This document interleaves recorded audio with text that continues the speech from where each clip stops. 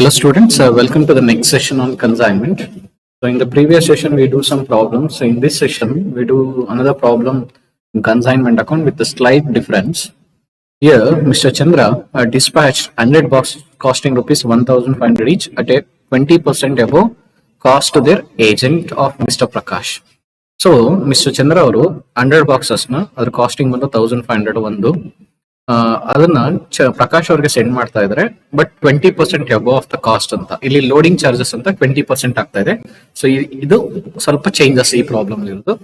So ಈಗ above cost ಅಲ್ಲಿ send ಮಾಡಿದಾಗ ಏನ್ ಮಾಡ್ಬೇಕಾಗುತ್ತೆ ಪ್ರಾಬ್ಲಮ್ ಅಂತ ನೋಡೋಣ. ಅಂಡ್ ಈ paid rupees 5000 for packing and rupees 2000 as a freight. ಈ draw an advance bill for rupees 50,000 for 50,000. And then Chandra ಅದನ್ನ ಸೆಂಡ್ ಮಾಡಬೇಕಾದ್ರೆ 5000 ಪ್ಯಾಕಿಂಗ್ ಚಾರ್ಜಸ್ ಮತ್ತೆ 2000 ಫ್ರೈಟ್ ಚಾರ್ಜಸ್ ನ ಕೊಟ್ಟಿದ್ದಾರೆ. ಅಂಡ್ ದೆನ್ ಈ draw bill for rupees 50,000. So 50,000 ರೂಪಾಯಿಗೆ bill ನ accept ಮಾಡ್ಕೊತಾ ಇದ್ದಾರೆ. And 10 boxes var destroyed in transit. So transportation ಆಗ್ಬೇಕಾದ್ರೆ 10 ಬಾಕ್ಸಸ್ ಡೆಸ್ಟ್ರಾಯ್ಡ್ ಆಗಿದೆ. And amount of rupees 10,000 was received by the consignor from the insurance company. ಅದಕ್ಕೆ insurance ಕಂಪನಿಯವರು 10,000 rupees ನ ಕೊಟ್ಟಿದ್ದಾರೆ. And Mr. Prakash received the consignment and paid the following expenses. Consignment na receive ಮಾಡ್ಕೋತಾರೆ, that is remaining 90 boxes na receive ಮಾಡ್ಕೋತಾರೆ.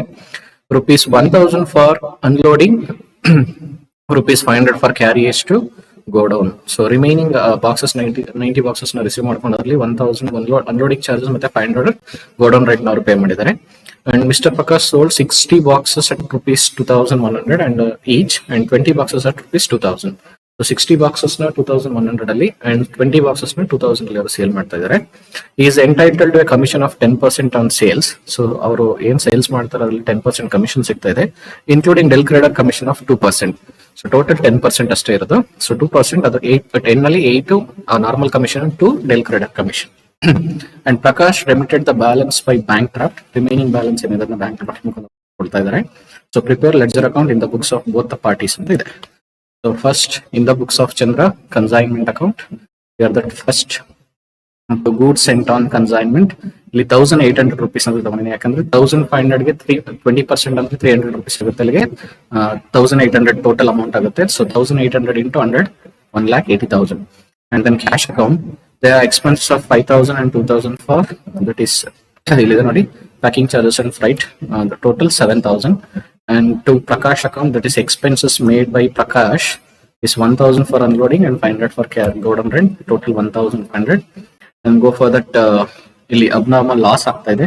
So abnormal loss calculation ಮಾಡೋಣ. So ಇಲ್ಲಿ abnormal loss calculation of abnormal loss, cost price of 10 boxes, that is 10 into 1,500. ಇಲ್ಲಿ cost price ಅಂತ ತಗೋಬೇಕು, 15,000 ಆಗುತ್ತೆ. And then proportionate expenses incurred by the consignor, that is 7,000 rupees on consignor spend ಮಾಡ್ತಾ ಇರೋದು, into 10 divided by 100 ಅಂದ್ರೆ 10 boxes ಎಷ್ಟು ಅಂತ 700, total 15,700 ಆಗುತ್ತೆ. So abnormal loss account 15,700. and then sales ನ ಎಂಟ್ರಿ ಮಾಡೋಣ. by Prakash account sales 60 boxes into 2,100 plus 20 boxes into 2,000, total 1,66,000 ಆಗುತ್ತೆ. So ಇದ್ರ ಮೇಲೆ ಕಮಿಷನ್ ನ ಕ್ಯಾಲ್ಕುಲೇಟ್ ಮಾಡೋಣ. Prakash account 10% on 1,66,000, that is 16,600. and then consignment stock ಉಳ್ಕೊಳ್ಳುತ್ತೆ, ಅದನ್ನ calculate ಮಾಡೋಣ. Value of consignment stock, cost price of 10 boxes, 100 ಆಗಿದೆ, 10 boxes, 10 into 1,800, that is 18,000. and then add proportionate expenses incurred by the consignor, 7,000 into 10 divided by 100, 700. and proportionate expenses incurred by consignee, 1,500 into 10 divided by 100, that is 150, total 18,850. So ಅದನ್ನ entry ಮಾಡೋಣ. Consignment stock account 18,850. So ಇಲ್ಲಿ load price ಅಲ್ಲಿ ಕಳಿಸಿದ್ದಾರೆ 20% extra ಅದಲ್ಲಿ. So ಅವಾಗ ಈ 2 entry extra ಬರುತ್ತೆ. ಒಂದು ಲಾಸ್ ಆಗ್ತಾ ಇದೆಯಲ್ಲ, ಏನು ಸ್ಟಾಕ್ ಉಳ್ಕೊಂಡಿದ್ದಿಲ್ಲ, ಅದ್ರಲ್ಲಿ ರಿಸರ್ವ್ ನ ಕ್ರಿಯೇಟ್ ಮಾಡೋಣ. Consignment stock reserve account 10 into that is 10 boxes into 300 rupees, 3,000 ಆಯ್ತು. ಅದೇ ತರ ಎಂಟೈರ್ ಸ್ಟಾಕ್ ಮೇಲೆ consignment reserve load on goods sent calculate ಮಾಡಬೇಕು. By goods sent on consignment account, that is 300 rupees into 100 boxes. ಈ 10 boxes ಯಾವ್ದು ಅಂದ್ರೆ closing stock ಮೇಲೆ, ಈ 100 ಯಾವ್ದು ಅಂದ್ರೆ ಓಪನಿಂಗ್ ಕಳ್ಸಿಕೊಟ್ಟಿದ್ರಲ್ಲ ಅದ್ರ ಮೇಲೆ. 300 into 100 ಆದಾಗ 30,000 ಆಗುತ್ತೆ. ಸೊ ಈ ತರ ಟೋಟಲ್ ಮಾಡಿದಾಗ ನಮಗೆ ಕ್ರೆಡಿಟ್ ಸೈಡ್ 2,30,550 ಬರುತ್ತೆ. ಅದನ್ನ ಕ್ರೆಡಿಟ್ ಸೈಡ್ ಪೋಸ್ಟ್ ಮಾಡಿ, ಸೊ ಡಿಫರೆನ್ಸ್ ಐಡೆಂಟಿಫೈ ಮಾಡಿದಾಗ ನಮಗೆ 22,450 rupees ಬರುತ್ತೆ. That is should be transferred to profit and loss account.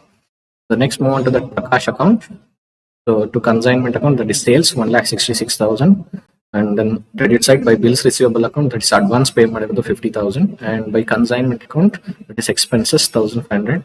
By consignment account, commission 16,600, and by bank account, that is remaining balance ಎಷ್ಟು ಅಂತಂದ್ರೆ 97,900 rupees bank ಮಾತ್ರ settle ಮಾಡ್ತಾನೆ.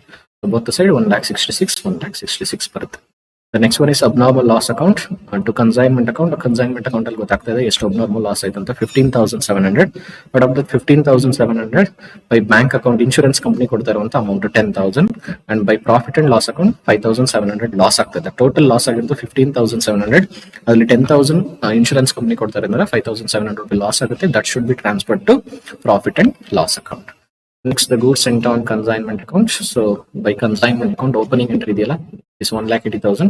But of that, the goods sent on consignment account 30,000. That is loading amount ಇರುತ್ತಲ್ಲ 300 into 100 boxes 30,000. The purchase account remaining amount purchase account ಗೆ transfer ಮಾಡಬೇಕು 1,50,000. So both the side 1,80,000, 1,80,000. The next one is consignment stock account. By to consignment account ಅಲ್ಲಿ ಬಂತು ನೋಡಿ closing stock calculate ಮಾಡಿದೀವಲ್ಲ, that is 18,850. That would be balance carried on and brought on to next year.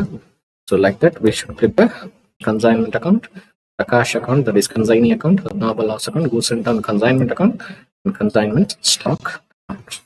So thank you for watching this video. And in this problem only things is loading charges ಏನಿದೆ ಅದನ್ನ ಮಾತ್ರ ನಾವು calculate ಮಾಡಬೇಕಾಗುತ್ತೆ. That is ಇಲ್ಲಿ entire loading charges ತಗೊಂಡಿದೆ 300 into 100 boxes ಮೇಲೆ.